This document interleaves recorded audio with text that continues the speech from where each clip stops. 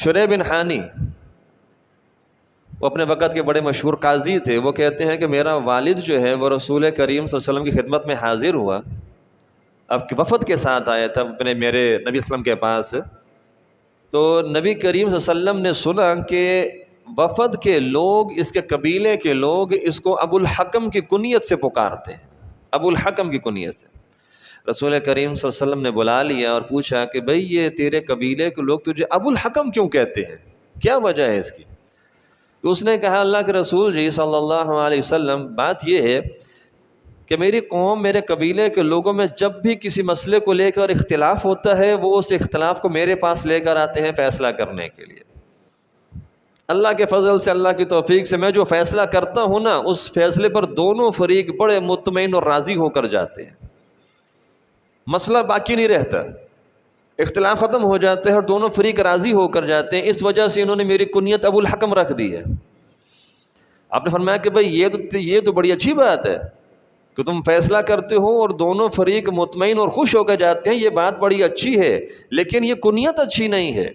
فَإِنَّ اللَّهَ هُوَ الْحَكْمُ، کہ حکم اللہ کی ذات ہے، یہ اس کی صفت ہے، اور اس کی صفت پر تم ابو کا لفظ نہ استعمال کرو لا کے کہ تم ابو الحکم بن کے بیٹھ جاؤ، یہ صفت یہ تمہارے لیے مناسب نہیں ہے. ان اللہ هو الحکم، اللہ حکم ہے. هل لك من ولد، تیری اولاد ہے؟ اس نے کہا جی میری اولاد ہے، میرا ایک بیٹا شریح بھی ہے، میرا ایک بیٹا مسلم بھی ہے. فرمایا بڑا کون سا ہے؟ کہا بڑا شریح ہے. کہا فانت ابو شریح، پھر تیری کنیت ابو شریح ہے، آج سے تیری کنیت ابو الحکم نہیں بنے گی. اللہ کی صفتوں کے ساتھ کنیت نہیں بنانی ہے آپ نے، اللہ کی صفتوں کے ساتھ عبد کا لفظ لگا کر اپنی عاجزی کا اظہار کرنا ہے اللہ کے آگے، کنیت نہیں اس نام کی بنانی.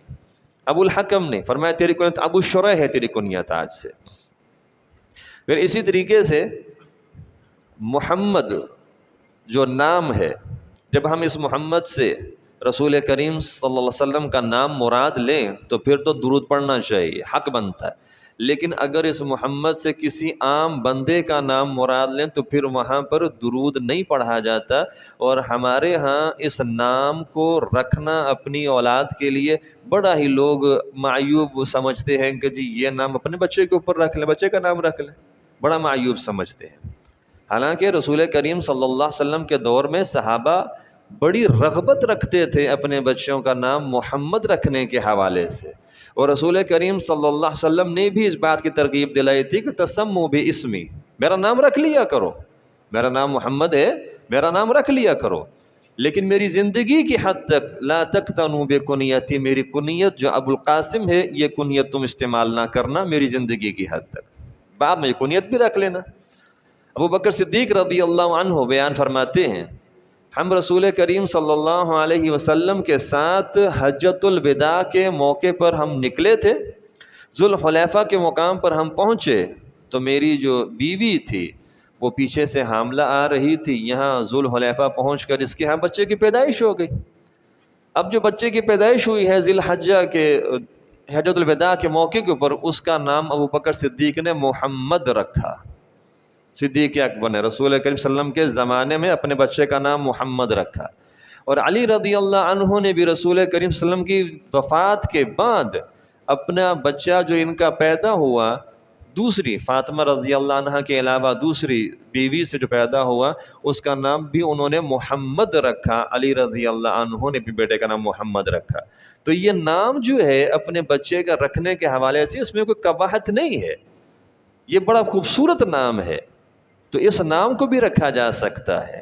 اور اس کے ساتھ ساتھ ایک بہت ہی قبیح، بہت ہی برا نام، جس کو کچھ برے نام بھی ہیں جس کو اللہ علیہ وسلم نے ناپسند فرمایا ہے، ان میں فرمایا کہ ان اخنع الاسماء، سب سے برا نام اور سب سے بغض والا انسان اللہ کے ہاں وہ ہوگا جو دنیا میں اپنے مقام و مرتبے کی بنیاد پر اپنا نام ملک الاملاک رکھ لے.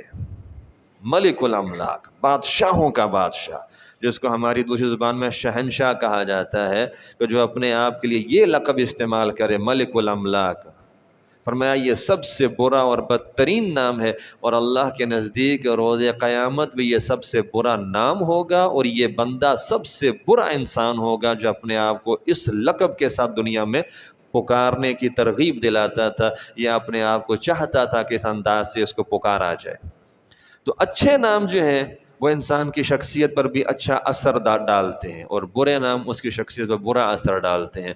اور کچھ نام جن سے برا تاثر نکلنے کی وجہ سے اللہ کے رسول صلی اللہ علیہ وسلم نے منع فرمایا، ان ناموں سے گریز کرنا چاہیے۔ اور بالخصوص جو لوگوں کے اندر ایک رواج بن گیا کہ بھی نئے اور عجیب عجیب قسم کے نام، ان سے بھی گریز کر کے اپنے آپ کو انبیاء کے، صحابہ کے، تابعین کے ناموں کے ساتھ موسوم کرنا چاہیے، کیونکہ جب ہم اپنے آپ کو، اپنے بچوں کو ان ناموں کے ساتھ جوڑتے ہیں تو پھر ان صحابہ کی، ان انبیاء کی، ان تابعین کی تاریخ اور ان کے جو کارنامے ہیں وہ ہمارے ذہن میں تازہ ہوتے رہتے ہیں۔